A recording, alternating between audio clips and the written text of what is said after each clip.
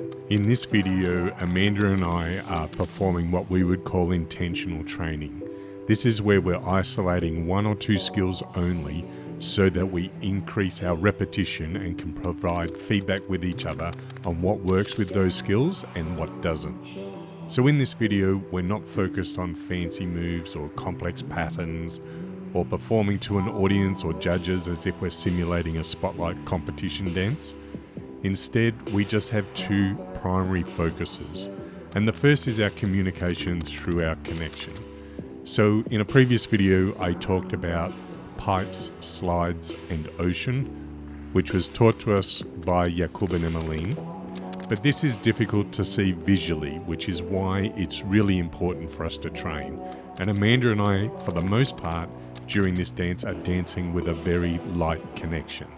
So what that means is Amanda's able to be led very easily with very small impulses, and it also means that if she decides to add or change anything in our dance, I can feel that through a slight change in the strength of the connection.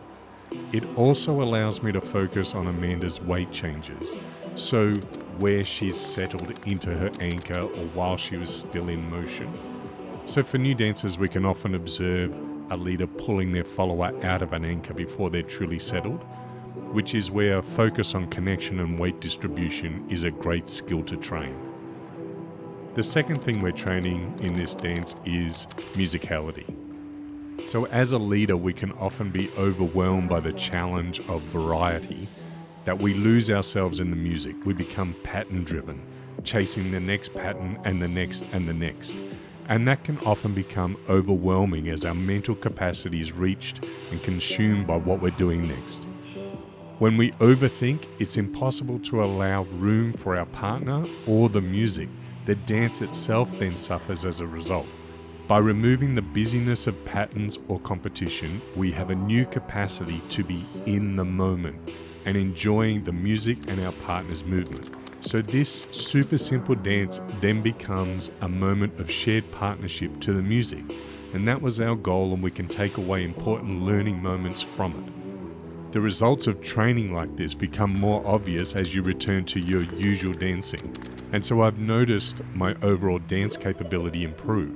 So that includes things like partner focus and musicality, breath and pause and connection and responsiveness, and personal movement. And these are all fundamental skills in West Coast Swing. So I'd love to hear how you train with your dance partners. What are you working on and how are you training those skills? Let me know in the comments below. Until next time, keep dancing.